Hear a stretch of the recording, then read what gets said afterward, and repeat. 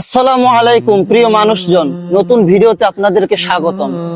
আজকে আপনাদেরকে দেখিয়ে দেব যে ফল ব্যবসায়ীদের কিরকম কারসাজি বা কিভাবে তারা ধোঁকাবাজি করে কাস্টমারদের সাথে।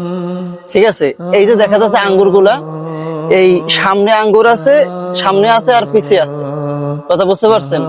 এই যে সামনে যে আঙ্গুরগুলো থাকে এগুলো হলো গিয়া মিষ্টি, আর এই এই পাশে যেগুলো থাকে এগুলো হলো টক।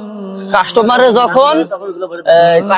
যখন এই ফলালা দেয়া হয়, সামনের দিয়ে একটা খাওয়াইয়ে দেয়া হয়, দেখা যায় মিষ্টি। আর প্যাকেট দিয়ে যখন যখন এগুলো প্যাক করার সময় তখন এই সামনের দিয়ে ঢুকাইয়ে তারপরে প্যাক করে। পরবর্তীতে বাসায় নিয়ে দেখা যায় কি এটা টক। এই যে আমি আপনাদেরকে এটা খাইয়ে দেখাইতেছি, এই যে পিছনে এগুলো খুব টক।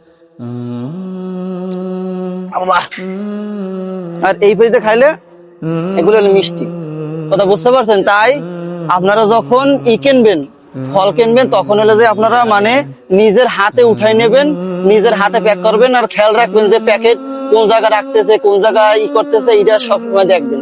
ঠিক আছে, কথা বুঝতে পারছেন? তাই আপনারা সবসময় সতর্ক থাকবেন। দোকানদার লাগে চালাকাইতে পারা খুবই কষ্ট। এই ভাই হলো কেক আলা, এই যে তার ডিম কেক সে বিক্রি করে, মানে